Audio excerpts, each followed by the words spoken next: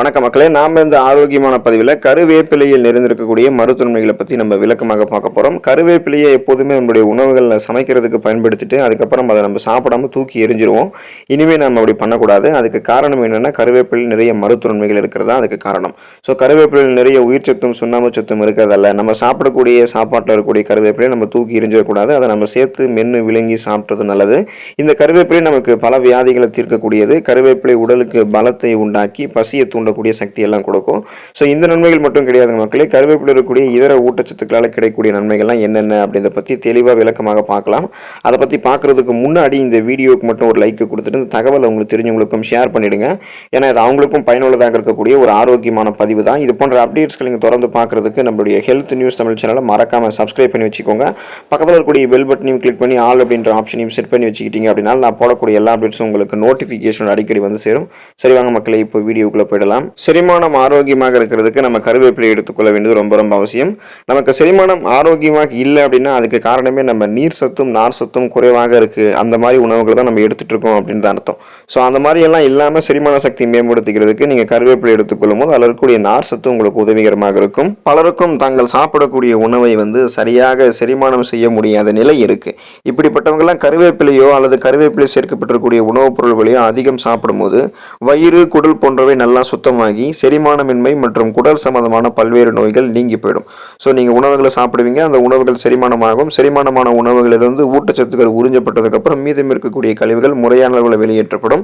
சீரற்ற குடல் இயக்கம், கடுமையான மலச்சிக்கல், அதன் காரணமாக ஏற்படக்கூடிய வயிற்று வலி, வயிற்று பொறுமல், வயிற்று மந்தம், வாயு பிரச்சனை, வயிற்றுப்போக்கு, இந்த மாதிரி எந்த பிரச்சனையும் இல்லாமல் செரிமான மண்டலம் தன்னுடைய வேலையை மிக சிறப்பாக செய்யறதுக்கு கருவேப்பிலை உதவிகரமாக இருக்கும். புற்றுநோய் பிரச்சனையிலிருந்து விடுபடுவதற்கு கருவேப்பிலை எடுத்துக்கலாம். கருவேப்பிலை மிகவும் சக்தி வாய்ந்த வேதிப்பொருட்களை தனக்குள்ள கொண்டு இருக்கு. கருவேப்பிலையை நம்மளுடைய தோள்களில் பயன்படுத்தணும் அப்படின்னா கூட அரைச்சி பயன்படுத்தும் போது தோல் சார்ந்த பிரச்சனைகள் நமக்கு நீங்கிடும். ஸோ ஸ்கின் டிசீஸ் கியூர் ஆகிடும். ஸ்கின் கேன்சர், தோல் புற்றுநோயை நம்ம சரி பண்ணிக்கலாம். அந்த அளவுக்கு ஆற்றல் புற்றுநோய்க்கு இருக்கு. அந்த அளவுக்கு ஆற்றல் புற்றுநோயை நீக்கக்கூடிய ஆற்றல் கருவேப்பிலைக்கு இருக்கு. கருவேப்பிலை நம்முடைய உடல் உள்ளுறுப்புகளுக்கு முன்னாடி, அதாவது பார்த்தோம்னா நம்முடைய உணவுகளை சேர்த்து கருவேப்பிலை எடுத்துக்கொள்ளும் போது அது உடல் உள்ளுறுப்புகளை சுத்தம் பண்ணும்.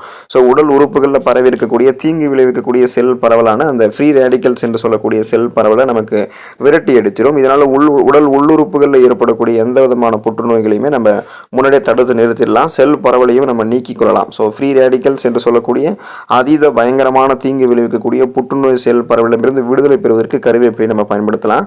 சொரியாசிஸ் பிரச்சனையிலிருந்து விடுபடுவதற்கு கருவேப்பிலை எடுத்துக்கலாம். தோலில் இருக்கக்கூடிய செல்களில் ஏற்படக்கூடிய வேதியியல் மாற்றங்களாலும் அந்த கெமிக்கல் டிரான்ஸ்ஃபர்மேஷன்ஸாலும் ஜெனட்டிக் ப்ராப்ளத்தினாலையும், அதாவது இந்த பரம்பரை காரணத்தினாலும் சிலருக்கு சொரியாசிஸ் அப்படின்ற அந்த தோல் நோய் ஏற்படும். இந்த குறைபாட்டை கியூர் பண்றதுக்கு கடுகு எண்ணெயை பார்த்தோம்னா ஆயுர்வேத மருத்துவத்தில் பரிந்துரைச்சு தான் இருக்காங்க. கடுகு எண்ணெய் பயன்படுத்தும் போது சொரியாசிஸ் கியூர் ஆகும். அந்த டைம்ல நீங்க உங்களுடைய உணவுகளில் பார்த்தோம் அப்படின்னா கருவேப்பிலை சேர்த்துட்டு இருக்கீங்க அப்படின்னாலும் நீங்க மென்னு கருவேப்பிலை சாப்பிடும் போது தோல் சம்பந்தமான வியாதிகள் உங்களுக்கு எளிதில் அணுகாது. இந்த மாதிரி சொரியாசிஸ் பிரச்சனை எல்லாம் அந்த கடுகு எண்ணெய்க்கான ட்ரீட்மெண்ட்ஸ் பார்த்துட்டு இருக்கும்போது கருவேப்பிலையும் சேர்த்துட்டு இருக்கீங்க அப்படின்னா சொரியாசிஸ் பிரச்சனை உங்களுக்கு முற்றிலுமாக நீங்கும். அதுதான் குறிப்பா என்னன்னா, அந்த கிருமி தொற்றுகள், தீங்கு விளைவிக்கக்கூடிய செல் பரவலால் ஏற்படக்கூடிய ஸ்கின் டிசீஸ் எல்லாத்தையுமே கருவேப்பிலை சரி பண்ணிவிட நம்ம முன்னாடியே பார்த்தோம். ஸோ அதனால தோல் சம்பந்தமான ஸ்கின் டிசீஸ் எந்த பிரச்சனையுமே உங்களுக்கு இல்லாமல் நீங்கள் நலமாக இருக்கிறதுக்கு, இந்த சொரியாசிஸ் பிரச்சனையில் விடுபடுவதற்கு கருவேப்பிலை எடுத்துக்கலாம்.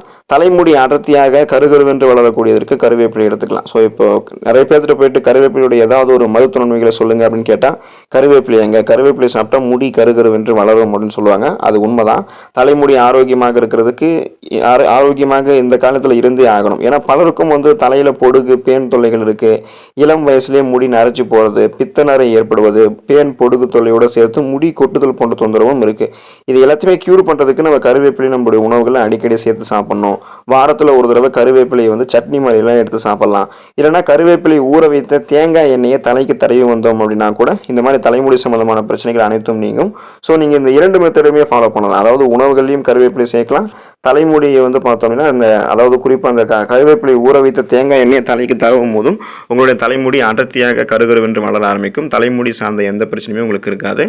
அனிமியா என்று சொல்லக்கூடிய ரத்த சோகை நோய், அந்த நோய் குணப்படுத்தப்பட்டு மீண்டும் வராமல் தடுக்கப்படுவதற்கு கருவேப்பிலை ஹெல்ப் பண்ணும். ஸோ நம்மளுடைய உடலில் ரத்த சிகப்பு அணுக்கள் பிளட்டில் கரெக்டான லெவலில் இருக்க வேண்டியது அவசியம். ஸோ ரத்த சிகப்பு அணுக்கள் தான், அதன் மூலமாக நமக்கு ரத்த சிகப்பு அணுக்கள் இருக்கக்கூடிய ஹீமோகுளோபின் மூலமாக உடல் உள்ளுறுப்புகள் அனைத்துக்குமே ஆக்சிஜனை சப்ளை பண்ணி நம்ம ரெஃப்ரெஷ்மெண்ட்டாக புத்துணர்ச்சியாக சுறுசுறுப்பாக வைக்குது. ஸோ அப்படிப்பட்ட ரத்த சிகப்பணுக்களை முறையான அளவில் பராமரிக்கிறதுக்கு இரும்பு சத்து வேணும். நீங்கள் கருவேப்பிலை எடுத்துக்கிட்டிங்கன்னா அந்த இரும்பு சத்து உங்களுக்கு கிடைக்கும். அப்போது இரும்பு சத்து பற்றாக்குறையால் தான் நமக்கு ரத்த சோகை ஏற்படுதுன்றது நீங்கள் தெரிஞ்சு அதுக்கான அவேர்னஸ் கொண்டு கருவேப்பிலை எடுத்துக்கிட்டிங்கன்னா அதில் இருக்கக்கூடிய இரும்பு சத்தால் ரத்த சிகப்பணுக்கள் உங்களுடைய ரத்தத்தில் வந்து கரெக்டான லெவலில் பராமரிக்கப்படும்.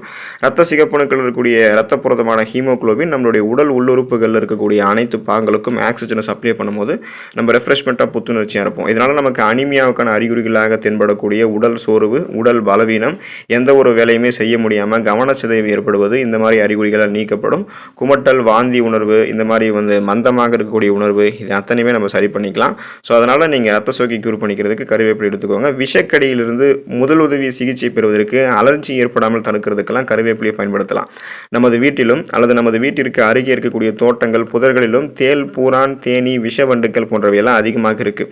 இவற்றினால் கடிபட்டக்கூடிய நபர்களுக்கு பூச்சிகளினுடைய நச்சு ரத்தத்தில் கலந்து ஒவ்வாமை ஏற்படுத்தலாம். ஸோ அந்த மாதிரி இன்ஃபெக்ஷன்ஸ் எதுவும் ஆகக்கூடாதுன்னா உடனடியாக நீங்கள் சிறிது கருவேப்பிலை இலைகளை மென்று சாப்பிட்டீங்க அப்படின்னா இந்த மாதிரி அலர்ஜி விஷ ஜந்துக்களால் உங்களுக்கு ஏற்படாது. விஷக்கடியால் உடலில் விஷம் பரவாமல் அது முன்னாடியே முறிக்கப்படும். ஸோ இது வந்து ஒரு முதலுதவி சிகிச்சையாக தான் நீங்கள் பண்ணணும். உடனே அதுக்கப்புறம் நீங்கள் மருத்துவமனைக்கு சென்று முழுவதுமாக சிகிச்சை பெற்றுக்கொள்வது நல்லது. விஷக்கடி ஏற்பட்டவர்களுக்கு உடனே கருவேப்பிலை மென்று கொடுக்கும்போது அந்த விஷம் பரவாமல் ஓரளவுக்கு தடுக்கப்படும், அலர்ஜி ஏற்படாமல் தடுக்கப்படும். ஸோ அதுக்காக தான் நம்ம பயன்படுத்துகிறோம். நீரிழிவு பிரச்சனையிலிருந்து விடுபடுவதற்கு நம்ம கருவேப்பிலையை பயன்படுத்தலாம். அதாவது ரத்தத்தில் சர்க்கரையினுடைய அளவு கண்ட்ரோல் பண்ணிக்கிறதுக்கு தான் நம்ம கருவேப்பிலை எடுத்துக்கிறோம். ஸோ நீரிழிவு அந்த ப்ராப்ளம் ஏற்படக்கூடிய சர்க்கரை வியாதி இருக்கக்கூடிய நபர்களுக்கெல்லாம் மருந்தாக கருவேப்பிலை இருக்குது.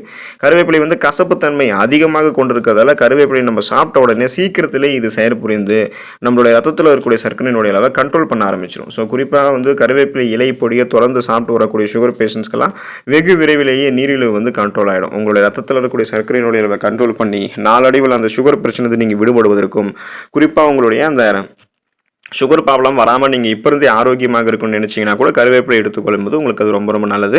கல்லீரல் ஆரோக்கியமாக இருக்கிறதுக்கு கருவேப்பிலை வந்து எடுத்துக்கலாம். அதாவது மாவுச்சத்து நிறைந்திருக்கக்கூடிய உணவுகளை நீங்கள் அதிகமாக சாப்பிட்டுட்டே இருக்கீங்க அப்படின்னாலும், குறிப்பாக வந்து மது அருந்தக்கூடிய பழக்கம் உங்களுக்கு தீவிரமாக இருக்குது, நான்வெஜ் ஃபுட்ஸ் அசைவ உணவுகள் வந்து நீங்கள் அதிகமாக சாப்பிட்டுட்டு இருக்கீங்க அப்படின்னாலும் கண்டிப்பாக உங்களுக்கு கல்லீரலினுடைய செயல்பாடுகளில் பாதிப்புகள் ஏற்படும். அப்போ கல்லீரல் வந்து பார்த்தோம் அப்படின்னா அலர்ச்சி நோய் ஏற்படும். ஏன்னா கல்லீரலினுடைய செல்கள் வந்து புதுப்பிக்கப்படாமல் கல்லீரல் பழுதடைந்து அந்த உறுப்பே வந்து பழுதடைவதால் உயிரிக்க கூட ஆபத்து இருக்குது. ஸோ இந்த மாதிரி பிரச்சனைகள் வந்து நீங்கள் விடுபடணும்னா முதல்ல அந்த நார்சத்து நிறைந்திருக்கக்கூடிய உணவுகளை சாப்பிடுங்க. மாவுச்சத்து அதிகமாக இருக்கக்கூடிய உணவுகளை சாப்பிடாதீங்க. அதை அளவாக தான் நீங்கள் எடுத்துக்கணும். மது அருந்தப்படக்கூடிய பழக்கத்தை வந்து விட்டு விடுவது மொத்தமாக வந்து நல்லது உங்களுக்கு. அதுக்கப்புறம் நீங்கள் என்ன பண்ண முடியும்னா போதுமான அளவுக்கு தண்ணீர் குடிக்க வேண்டியது அவசியம். ஸோ குறிப்பாக நீங்கள் கருவேப்பிலை சாப்பிடணும். ஏன்னா உங்களுடைய கல்லீரலில் வந்து நச்சு கிருமிகள், அழுக்குகள், கழிவுகள், கிருமிகள் இருக்கும். குறிப்பாக கொழுப்புகள்லாம் அதிகமாக படிஞ்சிருக்கும், கெட்ட கொழுப்பு. ஸோ இது அத்தனையுமே வந்து கருவேப்பிலை தான் உங்களுக்கு வெளியேற்றும்.